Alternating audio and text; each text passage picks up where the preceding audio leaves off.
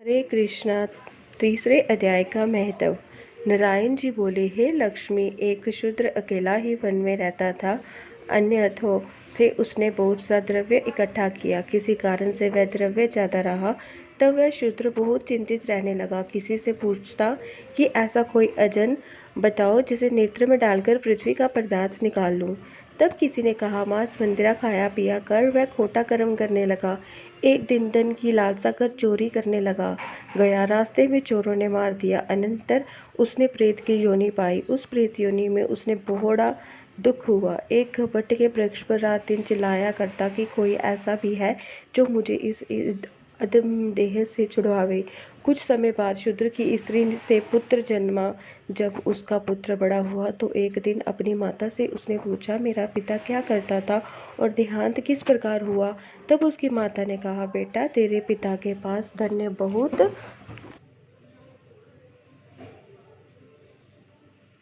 था, यूं ही जाता रहा। एक दिन धन की लालसा से चोरी करने गया, परंतु मार्ग में चोरों ने उसे मार डाला। तब उसने कहा, हे माता, उसकी गति कराई थी। तब माता ने कहा, नहीं, फिर क्या है। हे माता, उसकी गति करानी चाहिए। ये कह पंडितों से पूछने लगा और प्रार्थना करी, हे स्वामी, मेरा पिता एक दिशा में जाकर मृत्यु को प्राप्त हुआ है, उसका उद्धार किस प्रकार होवे।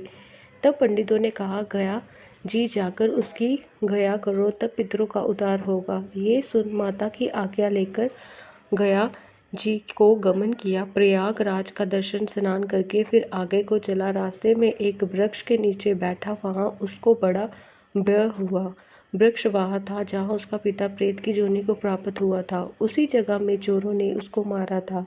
तब उस बालक ने अपना गुरु मंत्र पढ़ा। उसका एक और भी नियम था, वह एक अध्याय गीता जी का भी नित्य पाठ किया करता था। उस दिन उसने श्री गीता जी के तीसरे अध्याय का पाठ उस वृक्ष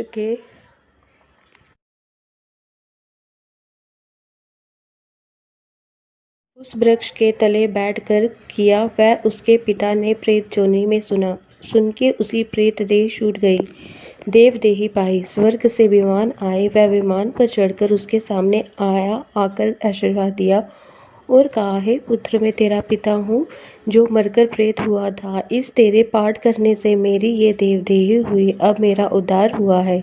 अब तू गया जी में अपनी खुशी से जा। इतना सुनकर पुत्र ने कहा, हे पिताजी, कुछ और आज्ञा करो जो मैं आपकी सेवा करूं। तब उस देवदेही ने कहा, देख, मेरी 7 पीढ़ियां पितर नरक में पड़ी है, बड़े दुखी है। अब तू श्री गीता जी के तीसरे अध्याय का पाठ करके उनको इस दुख से मुक्ति प्रदान कर। इतना वचन कहकर वह देवदेही स्वर्ग को गई।